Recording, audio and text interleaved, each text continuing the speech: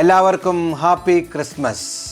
പൊന്നുണ്ണിയുടെ എല്ലാ സമാധാനവും സന്തോഷവും എല്ലാ അനുഗ്രഹങ്ങളും നിങ്ങളോട് കൂടെ ഉണ്ടായിരിക്കട്ടെ എന്ന് അച്ഛൻ പ്രാർത്ഥിക്കുകയും ആശംസിക്കുകയും ചെയ്യാം. ക്രിസ്മസിന് ഒറ്റ മെസ്സേജാണ് അച്ഛന് നിങ്ങൾക്ക് തരാനുള്ളത്. ക്രിസ്മസ് എന്ന് പറഞ്ഞാൽ ദരിദ്രരുടെ തിരുനാളാണ്.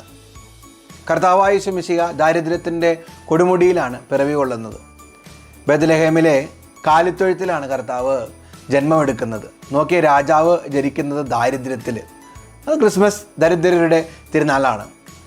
ഈശോ ജനിച്ചതിന് ശേഷം ആദ്യമായിട്ട് ഈശോയെ കാണാനായിട്ട് അവസരം ലഭിക്കുന്നത് ഔസപിതാവും മാതാവും കഴിഞ്ഞാൽ ഏറ്റവും ദരിദ്രരായിട്ടുള്ള ആട്ടിടയന്മാർക്കാണ്. കണ്ടോ, ക്രിസ്മസ് ദരിദ്രരുടെ തിരുനാളാണ്. വചനം പറയുന്നു ലൂക്ക 4:18, കർത്താവിൻ്റെ ആത്മാവ് എൻ്റെ മേലുണ്ട്, ദരിദ്രരെ സുവിശേഷം അറിയിക്കാൻ അവിടുന്ന് എന്നെ അഭിഷേകം ചെയ്തിരിക്കുന്നു. കണ്ടോ, കർത്താവ് വന്നിട്ട് നമ്മോട് പറഞ്ഞ കർത്താവിൻ്റെ ഹൃദയത്തിൻ്റെ അഭിലാഷമാണ് ദരിദ്രരെ സുവിശേഷം അറിയിക്കാൻ. കർത്താവിൻ്റെ മിനിസ്ട്രിയിൽ ഉടനീളം നമുക്കറിയാം കർത്താവ് ദരിദ്രരെയും സമൂഹം അവഗണിച്ചവരെയും പാപികളെയൊക്കെ ഹൃദയത്തോട് ചേർത്ത് വെച്ചവനാണ്. കേട്ടോ, കർത്താവ് ദരിദ്രർക്ക് വേണ്ടി ഈ ഭൂമിയിലേക്ക് വന്ന തിരുനാളാണ് ക്രിസ്മസ് എന്ന് പറയുന്നത്. സങ്കീർത്തനം 72:12, നിലവിളിക്കുന്ന പാവപ്പെട്ടവനെയും നിസ്സഹായനായ ദരിദ്രനെയും അവൻ മോചിപ്പിക്കും. ക്രിസ്മസിന് കർത്താവ് നിങ്ങളോട് പറയുകയാണ്, നിങ്ങൾ നിലവിളിക്കുന്നുണ്ടെങ്കിൽ, നിങ്ങൾ നിസ്സഹായരായ ദരിദ്രരാണെങ്കിൽ കർത്താവ് തീർച്ചയായിട്ടും മോചിപ്പിക്കും.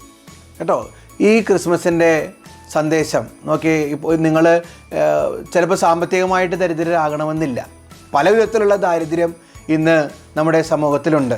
നോക്കി, നിങ്ങൾ വീട്ടിൽ സ്നേഹം ലഭിക്കാത്തവരാണെങ്കിൽ നിങ്ങൾ ദരിദ്രരാണ്. ക്രിസ്മസ് നിങ്ങളുടേതാണ്.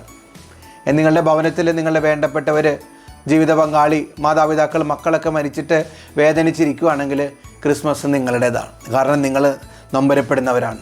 ക്രിസ്മസ് ദരിദ്രരുടെ തിരുനാളാണ്, നിങ്ങളുടെ തിരുനാളാണ്. You should be happy about that. വീണ്ടും കടബാധ്യതകളിലൂടെ കടന്നു പോകുന്നവർ, കുട്ടികളില്ലാത്തവർ, വിദേശങ്ങളിൽ ജോലി ചെയ്യുന്ന ജീവിത പങ്കാളിയോ മക്കളോ ഒന്നും കൂടെ ഇല്ലാതെ വിഷമത്തിൽ നിങ്ങൾ നിൽക്കുകയാണെങ്കിലും നിങ്ങൾ ദരിദ്രരാണ്. ഹൃദയം കൊണ്ട് നിങ്ങൾ ദരിദ്രരാണ്. അപ്പോൾ ഈ ക്രിസ്മസ് നിങ്ങളുടേതാണ്. പാപം മൂലം ഇനി നിങ്ങൾ അശുദ്ധിയിലേക്ക് വീണ് പോയിട്ടുണ്ടെങ്കിൽ നിങ്ങൾ മറ്റൊരു തരത്തിൽ പറഞ്ഞാൽ ദരിദ്രരാണ്. ഈ ക്രിസ്മസ് ദരിദ്രരുടെ തിരുനാളാണ് കേട്ടോ.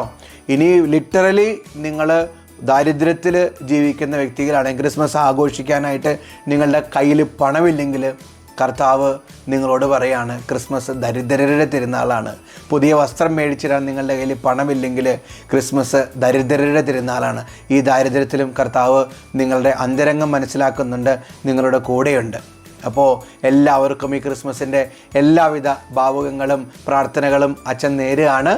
ഒരു കാര്യം ഓർത്തു വയ്ക്കാം, ക്രിസ്മസ് പാവങ്ങളുടെ തിരുനാളാണ്. ഇന്നത്തെ ദിനം നിങ്ങൾ ഉറപ്പുവരുത്തണം നിങ്ങളുടെ അയൽവക്കത്തും നിങ്ങളുടെ കൂട്ടുകാരുടെ സർക്കിളുകളിലും ഒന്നും ആരും പട്ടിണി കിടക്കുന്നില്ലെന്ന്, ആരും വേദനകളിലൂടെ ഞെരുക്കങ്ങളിലൂടെ കടന്നു പോകുന്നില്ലെന്ന്. ഒന്ന് തോളത്ത് തട്ടി ആശ്വസിപ്പിക്കാനും, ദരിദ്രരാണെങ്കിൽ ഇന്ന് ഉച്ചയ്ക്ക് ഭക്ഷണമൊന്നും ഇല്ലെങ്കിലും അവരെക്കുറിച്ചൊന്ന് അന്വേഷിക്കാനും, അവരെ ഒന്ന് ആശ്വസിപ്പിക്കാനും, അവരുടെ കൂടെ നിൽക്കാനും ഒക്കെ ഒരു മുൻകൈ ഇന്നത്തെ ദിനം നിങ്ങളെല്ലാവരും എടുക്കണം. ഈശോ നിങ്ങളെ അനുഗ്രഹിക്കട്ടെ. Happy Christmas.